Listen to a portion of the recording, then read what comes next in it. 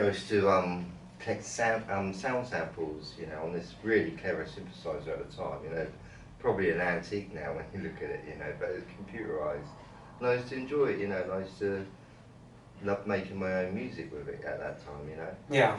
But then I was sort of into art as well, you know, when I was a child. Mm. You know, and I used to sort of draw, you know, and I was very good at drawing, you know, and painting.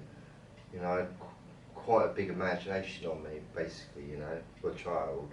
And I wasn't really interested in anything else, really like maths or anything, do you know what I mean? Mm-hmm. So really I was an artist, do you know what I mean? Yeah. And my 3 children are all like me. They're all musicians and they're all artists, do you know what I mean? Yeah. And I'm really pleased about that. All creative in some way. Yeah, Yeah. like, you know, they you know, my son creates his own music. Well, both of them do, you know, but my middle son, he actually sort of like got his own side, do you know what I mean? Yeah, yeah. And so it's my son, my daughter has been playing piano since she was 5, and violin. Do you know what I mean? She's really good at playing as well, you know what I mean? It's shocking. You know, but I think they've kind of taken up after me, maybe, I don't know. You know, so I'm really proud of that. My children are artists, really, you know. Yeah, yeah. Because I think that's one thing that you should encourage children to do is draw. You know, use their imagination more. Yeah. Basically, you know. The more you draw, the more you use your imagination, basically. Oh, definitely, yeah, yeah, yeah. You know, and it's not really, sometimes people copy things, and that's good practice. Yeah.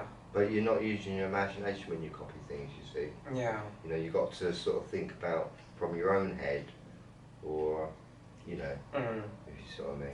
Come up with your own ideas, your own concepts, your own, yeah. You know, and what makes a drawer a good artist, you know? What makes, you know, like a child, all right, could do a very good picture, all right, but it's a child's drawing, yeah? And you can see it's a child's drawing. But when you look at it, it's good for some reason, because the image on it, all right, is sort of like made you think for some reason, yeah? And that's what art is really, in a funny way, you know, it's sort of like, if someone puts passion into their picture, a lot of passion into their painting, and when people look at it, they pick up that passion. Oh, definitely. In a funny way, you know? And I think attention to detail is very important, especially as an artist, if you see what I mean, you know? Someone who's painting or drawing or whatever, like you said, you know? Attention to detail is very important, you know? Well, the other thing is like, you know, like, say you've got some young children in the classroom, like 30 of them, and one of them's had a bad time, you know, he's sort of like, they ain't got very good parents, you know, and they're sort of like, you know, all their parents are arguing, say, and when they draw a picture, they start drawing negative stuff. You know, that's the other thing, you know, with art, you kind of express whatever's going on in your life, anyway, you know. Yeah. Sometimes, I think. Yeah, definitely. I'm one of those kind of people too, because like sometimes I would just like, I might just write a song just to vent, you know, because I have written songs in the past just to vent, if you see what I mean, that I've never recorded, because they're just far too personal, if you see what I mean, you know, far too like personal, you know, if you see what I mean, on a personal level, you know, but yeah, like you said, some people just use it as a, you know, you can use it, you know, self-expression, you know, just, you know, using it to vent, to get out your emotions, or to, you know, get it out, and, you know, speak about something you want to get out in the open without actually talking to someone, you're releasing your thoughts and your ideas into, you know. Well, it's a very powerful way, isn't it, to spread a message to the world. You think about it, like sometimes these records are more powerful than politicians themselves. The things that, you know, they actually sometimes change the world. Yeah.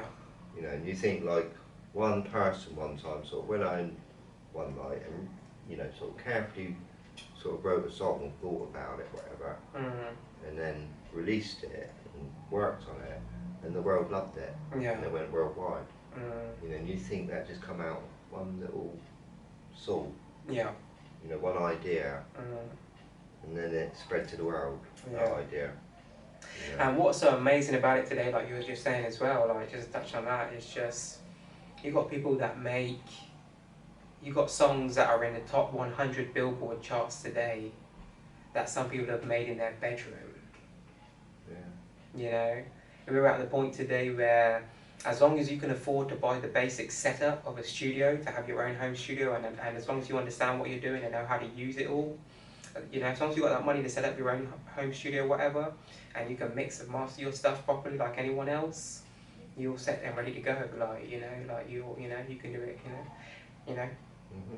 Artists today are like, the independency of being an artist today is so incredible because it doesn't even cost that much money to start up. It's like, even if you were to get a job for like 6 months to a year, or even a year and a half, and say, listen, I'm going to save all this money, and you know, and then buy all the equipment over time, and then take a little bit of time off, or what, you know, for once you've got all your equipment and everything that you need, take a little bit of time off and set it all up, and you know, get to work. You know, just work towards your goals. There are ways and means of getting towards your goals. It's like, even me, I even now I still work, like, you know, and pay for all my shit. If you see what I mean, pay for all my studio time and everything else. Like, you know, it's, you know. Well, I've spent a lot of money on music equipment. Equipment, yeah. I love it, you know. It's about investment, you know. Well, It's how much do you want it, how much do you want to actually do it, you know, if you see what I mean, you know. you know, I got the Rollins 707 last year, and I've not really, you know, used it that much, to be honest with you, but I want to. Yeah. You know, but you know, like, I'm hoping to learn, you know, the art of sound. Really, that's what I want to do. You know, I think I much prefer creating music than I do listening to it, to be honest with you. Mm. It's such a joy. Yeah. Making, you know, putting your own beats together. Oh, definitely. Yeah. Laying your own drum beats together and all this, you know, it's such fun. Mm. Or it can be, you know, especially, I think it can be when you're working on something good. Mm. You know. Mm. It's no good if you're not, you know, not working on something good. Yeah. You know. Mm. But yeah, I love it, you know, and I think the more I do, as you said, you know, I am kind of improving slowly, you know, because you pick up tricks. Oh yeah, yeah. You know, certain tricks, and once you learn these certain tricks, whatever, or certain way of doing things, you know, with the software, whatever, you've got it there for life in your head, you know what I mean? You understand it now. Yeah. You know what I mean? Mm-hmm. It becomes like second nature. Yeah, it's like, you know, learning to drive a car. Once you do it, you know forever. Yeah, you know? kind of thing. Yeah. You know? Mm. It's great, I think. Mm. You know?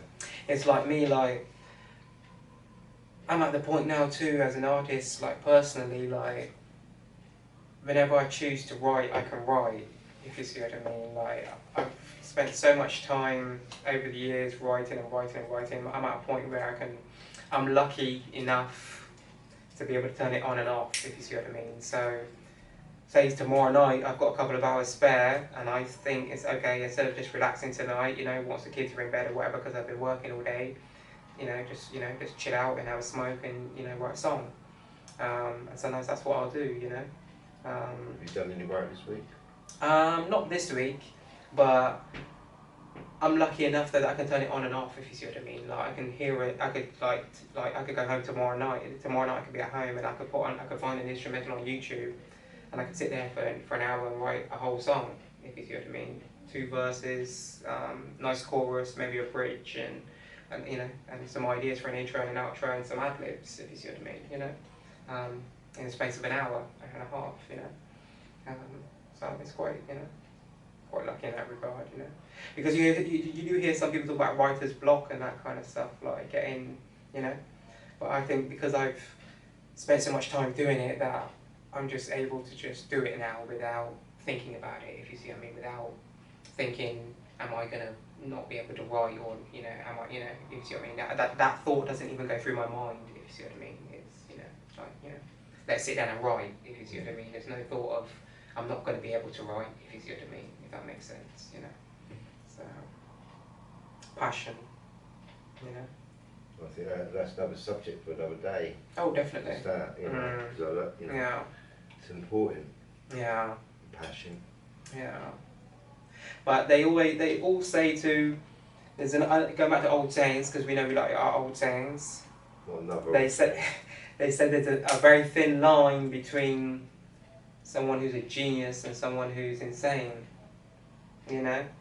And I think that is very true in a lot of regards. I think some of the most creative people are like some of the most highly intelligent people too as well, in some regard, you know, and sometimes that can be overwhelming for some people, if you see what I mean. Some people don't know how to deal with it, don't know how to handle, you know, how intelligent they are, if you see what I mean. You know, I think a lot of, you know, really creative, artistic people who are highly, you know, creative or whatever are very, you know, usually very intelligent people who are, you know. Sometimes you get very young people very true. talented. Yeah, true. You think, like naturally gifted. yeah, and you think like, what are they going to be like in 10 years' time? Do you know what I mean? You know, they're already, you know, like as I've said before, you know, some children at 5 can play piano. Oh, true. Yeah. You know, you think what are they going to be like when they're 10, when they're 15, when they're 20? Do you know what I mean? And how much more music they're going to do in their lifetime? Do you know what I mean? You know, they're only 5 years old, 6 years old or whatever, and they're playing the piano in a really beautiful way. Yeah. Like they, you know, it looks like they've been learning for like 10 years. You know, but they're only 5 years old. Yeah. You know, it's amazing. You know, and I think it's one thing I want to learn actually, learn how to play piano, but I don't get time. Yeah. I don't get time to, you know. I don't, you know, I don't feel like I've ever had time. Yeah. Being married, having children.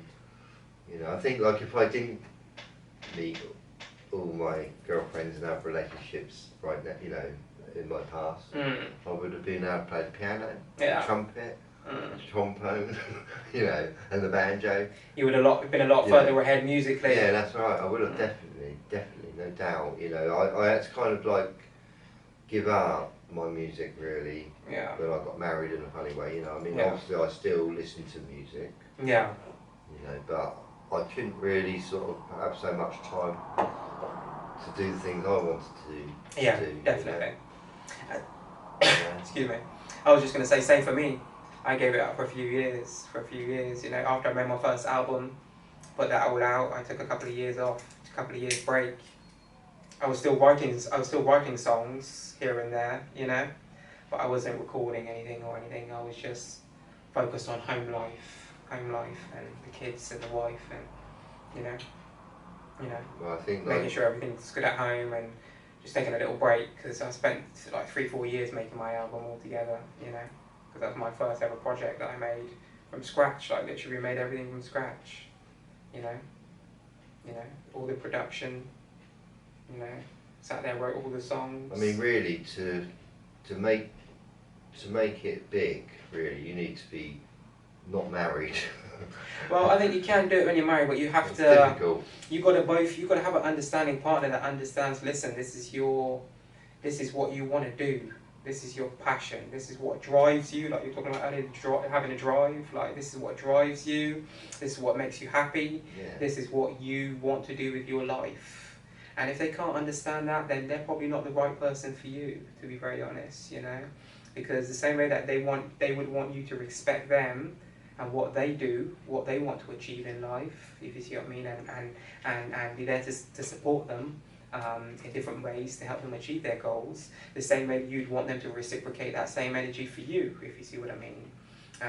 So, yeah, you just got to have a very understanding, you've got to have someone who's understanding and understands that, listen, this, you know, but don't get me wrong, at the same time, it can't be someone that's struggling, that's not working, and pursuing a dream and expecting your other half to look after you financially and for you to bum off other people and have other people paying, you know what I mean, that type of shit. You can't be doing that.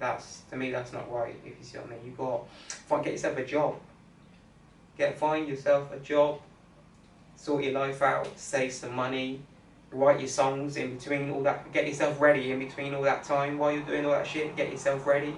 And as soon as you've been working for about 6 months to a year and you're in a decent place and you've got some money together, take yourself to the studio and then go from there. You know, studio time isn't cheap, is what I was going to say. And depending on where you are, of course, depending on where you live, depending on whatever. Depending on how much money you've got as well, like yeah, if you've true. got a lot of money, everything's cheap. True, but I'm just saying for the average person that has to get a job to try and Yeah. pursue their dream, Yeah. the average person, then you know what I mean, it costs money, it's an investment, but you got to see it as an investment. You got to see it as an investment, like how some of these people would take their money and invest in one of these corporations that's just starting up from the ground up, but it's a good idea. They think they can make some money in the long term from it because it's a good idea, and they're giving them some money to help, fulfill that, but yeah, you've got to invest in yourself, that's the most important thing is, yeah. No one's going to do it for you, sorry. That's alright, but if I could go back in time, alright, yeah, and like I told you, I was doing music, my brother, whatever, and going out and enjoying myself, and it was quite good fun. We weren't anything big, but just quite a small band really, and we had a little bit of a following, but I was having fun, and then, if I went back in time, alright, I wouldn't have, like, settled down with the girl that I met, and carried on with my music, if you see what I mean. Okay, yeah. And had more time to focus. Prioritise that. That's the other thing, like if you want to focus as an artist, you've got to sort of like focus it, quite a lot, and like if you meet someone and settle down in that, you can't focus on it full time. And it's either that or that, in a kind of way, Yeah. You can't have, it's very difficult, because as you say, you've got it right, alright, whatever, you've got a wife that accepts you and understands, alright, but even so, if your wife wasn't there and you didn't have your duties that you had and your children, alright, you'd be double focused. Well, all the time. All my. But I'll still be working and shit, obviously, because I've had a family, right? Yeah, whatever. They've all grown up, what now? And I've got all the free time in the world. Yeah. Now, to focus. It's beautiful, but I feel like I'm kind of wasting my time in a funny way, because I'm not. I have been creating some stuff, right? But I feel like I wish I was better. Yeah. If you see what I mean, I wish that. Like, for instance, like, if I didn't get married, right, and waste all my time with my wife, I would have been much more intelligent today with music, do you know what I mean? And I think I would have been doing much, much better stuff today. Yeah. If you're with me. Okay. There's no doubt about that, do you know what I mean? Because I had to give up a lot of time, Yeah. I wasted a lot of time, heck of a lot of time, when, especially because it come to an end, the divorce anyway. And I think, what? I wish I did music. You know what I mean? Yeah. I just wish I pursued my passion, my dream. Yeah, of course. And the thing is that if you know as an artist, you'll know within yourself how passionate you really are about something. And if you know within yourself that you will completely regret it for the rest of your life if you do not take the chance and pursue it. Not saying you're going to be successful, because not everyone is successful. But if you know that you have to take that chance. If you know you're really passionate about it and that's what you truly want to do within your life, and that's how you really truly feel. And as long as you know that you think you can do it and you've put the time in and the effort and everything else, then try to make it happen. Not saying everyone's going to be successful, because that's not the reality, but you have to try. So yeah. I think like passion does play a very big part of it. Like I say, you got when I was doing music and I was passionate about it, and then I fell in love with someone passionate about her. So I've got two passionate, things that I'm, you know what I mean? And now I'm passionate about her, I'm not being passionate about my music anymore. Yeah, I get you. Yeah. So I think that's quite important to understand that. Yeah. I love passion. You know, people, I think I've got a lot of passion inside me, and I think you have too. Oh, definitely, definitely, yeah, yeah. You know, I think that's what makes an artist, you know, in a kind of way. You know, when you do drawing, put a lot of passion in it. And like I Energy. must say, like you said earlier, I am a little bit of a perfectionist, but I've had to learn over the years to how to not be a perfectionist to the point where it becomes detrimental to your art either, because sometimes you can overthink something too much as an artist, especially if you're someone that's very, like you said, very passionate about your art. You know, about passion. If you say you are very passionate about, you know, sometimes you can be hypercritical of yourself or of the art that you make sometimes, and sometimes you just have to go with the flow. If you see what I mean. Sometimes you can't overthink some things, yes, but not everything. You have to know when to draw the line. If you see what I mean, because sometimes you have to accept the fact that something is as good as it is, you know what I mean, and it's probably not going to get any better, and you have to move on, you know what I mean, put it out, you know what I mean, for the world to hear, whatever, you know, and move on to the next thing, you know, because, you know, sometimes you can get caught up in that thing of, you know, oh, I want it to tweak, I want to keep tweaking it a little bit more, and just a little bit more, and a little bit more, I think it can be a little bit better, a little bit better. And You're happy. You'll be there for weeks mixing a track, and it's just like, you have to get to a point where you say, you know what, I'm happy. You know, this sounds great. I need to stop being so critical. When I compare it to all my other tracks, it sounds great. You know what I mean? Whatever. It's time to, you know, move on. I mean, when I do a music track, when I listen to it, you know, I want to enjoy it when I listen to it. Oh, of course, yeah, definitely. You know, and that's it, really. You know, like when I create something, you know, I listen to it, and whatever I put, I'll take out whatever I don't like, and put more stuff that I like in it. Yeah. And try to make it, you know, nice to listen to, and I hope that other people are going to enjoy it when they listen to it too. Of course, yeah. You know, when I'm happy with it. You know, when I think, well, that's okay. Yeah, you know, yeah. I'm happy with that. You're happy with it, and you think other people will like it, and it's, yeah. Yeah. I mean, I don't think, like, with a painting, really, your painting's never finished.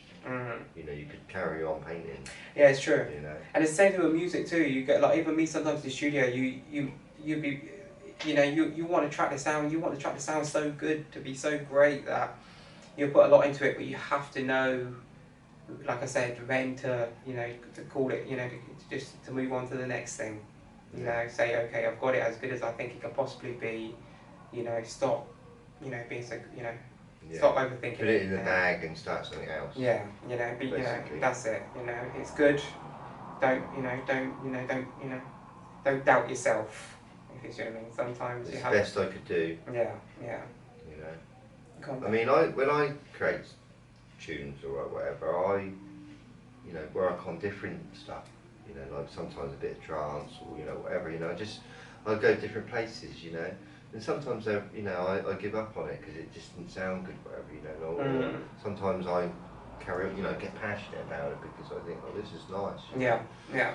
And I get into it, and you know, like I say, sort of the more I do it, I know that I'm getting better. You know, because if I look at my music I did last year, I think it's not, you know, I just feel like I'm improving. Yeah. You know, and I think that's it really. You do improve, don't you?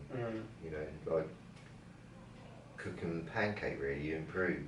Oh, definitely, yeah. You know, if you kept cooking pancakes, you know, you'd get good at it. Yeah. You know, and that's it really. Yeah. You know, I'm hoping to get a lot better, much better than I am today. I want you to start producing some hip hop tracks, mate, so that I can do something on them, and we can collaborate. You know what I mean, musically. You know, you can start making some hip hop shit for me. You know, so that not all the time, of course. I want you to do what comes natural to you, naturally as a person and as an artist, but. It would be nice if once in a blue moon you could say, oh mate, I've made this really good hip hop beat, mate, you know, what do you think, you know, do you want to put something on it? Be like, yeah, hell yeah, let's get, you know, put it on, mate, and let's start writing it and go in there, you know, go into the booth and record it, you know.